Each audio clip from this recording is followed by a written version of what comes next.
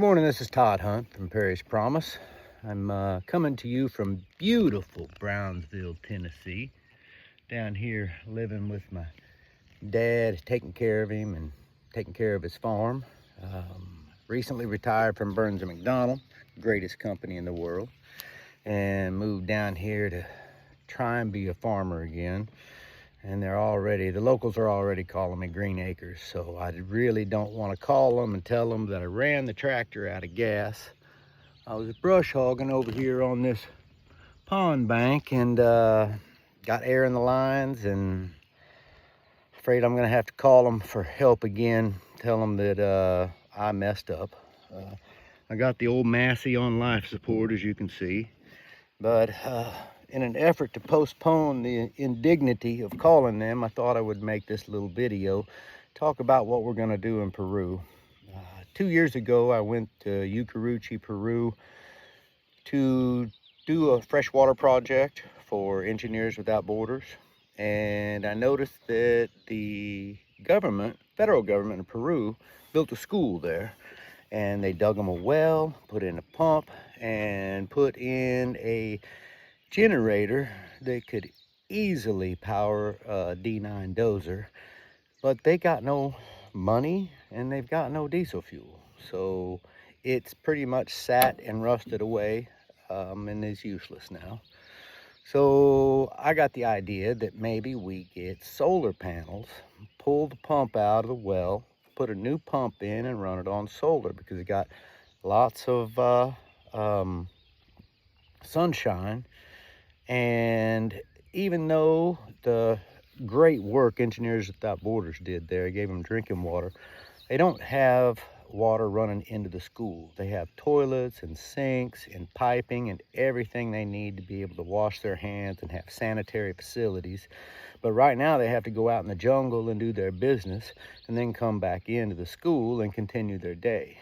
What we would like to do is get running fresh water in that school and improve their quality of life and health, because they've had trouble with people getting sick. It's a little village of about 150 people, maybe about 30 or 40 kids, and it's a real nice school with all the plumbing and everything you'd need. So there's a few things to consider when you're doing something like this. Is how much of a pump do you need and how much solar power do you need? So the tower that holds the tank is about 40 feet tall. We don't know how deep the well is, but you have to figure out your height of distribution, the depth of your well, and your pressure loss through the piping to figure out what kind of pump you need. So we're going to estimate 20 feet because we're just going to overestimate the depth of the well, because that gives us a little extra. And then estimating about 40 feet on the height, which it's probably closer to 30. And we're going to use a 2,500 liter storage tank. Now this allows you to avoid the use of batteries, because if you got a storage tank, the trouble with solar is it doesn't run at night. So you can either put in a battery system for about $4,000 so that it will run all night. But if you don't need delivery of that water on a consistent basis, then you don't need the batteries. If you only need the water when the sun shines, like if you're watering your garden, then you don't even need to worry about it. But even if you do need water at night, that's what the tank will do. It will act as the battery. We will fill the tank during the day, and you can use it, through probably 4 cloudy days. So even if the sun doesn't come out for 4 or 5 days, you still have 2,500 liters of water to run the school. And you don't need the water pressure because you have head pressure, because the tank is on top of a 40-foot tower. Now the pressure of gravity pushing down on that water drives it through the building. So we don't need the pressure of the pump. All we need to do is make sure when the sun's shining, the tank's filling, and an automatic switch to shut it off. So that's what we're doing. And we also got a doctor and a dentist going with us, because medical facilities are non-existent on the Amazon River system.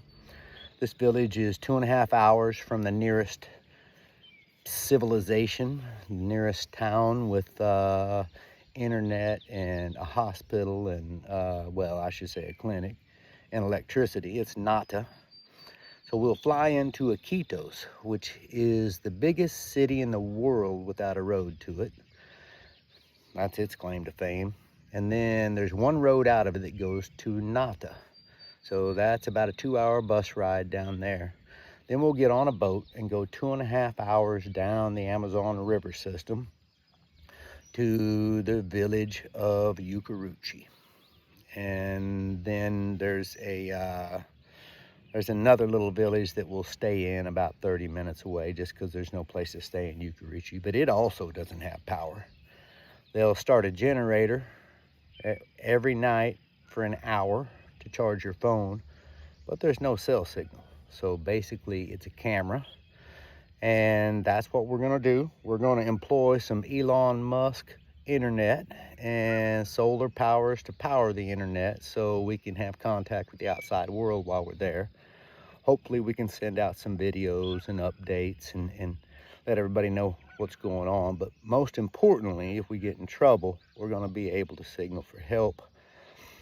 We're not worried about that because we're working with Jose from Amazon Promise, and they are experts at providing medical to these little villages. And he's the one that's going to buy the medical supplies and get the doctor and the dentist, and then they're gonna do a medical clinic while we're working on the water for the school.